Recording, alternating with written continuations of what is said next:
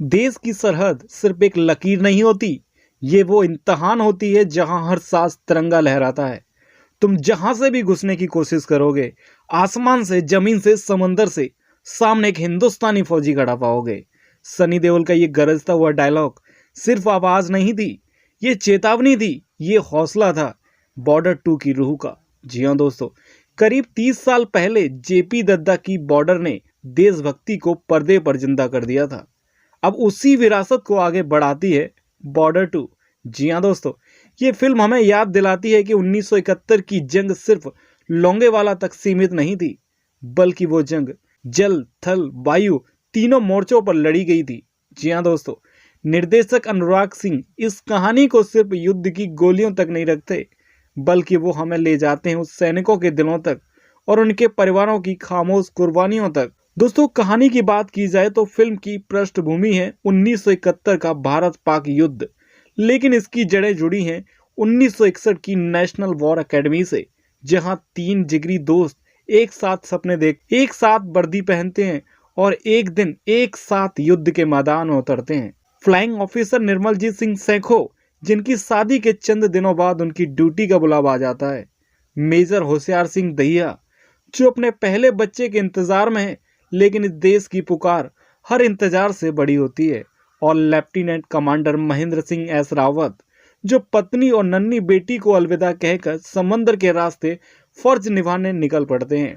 इन तीनों के मार्गदर्शक हैं लेफ्टिनेंट कर्नल फतेह सिंह कलेर यानी सनी देओल। जी हाँ दोस्तों, एक ऐसा अफसर जिसने अपने जवान बेटे की शहादत देखी, लेकिन फिर भी सरहद पर सीना तान कर खड़ा रहा। और इस बार हालात और भी मुश्किल हैं। भारतीय सेना का बड़ा हिस्सा पूर्वी पाकिस्तान में तैनात है और पश्चिमी सीमा पर कम सैनिकों के साथ दुश्मन का सामना करता है। राजस्थान, पंजाब, जम्मू कश्मीर, हर तरफ से घुसपैठ की तैयारी है। अब सवाल ये नहीं है कि दुश्मन हमला करेगा या नहीं, सवाल ये है कौन बलिदान देगा और कौन तिरंगे को सलाम करके घर लौटेगा।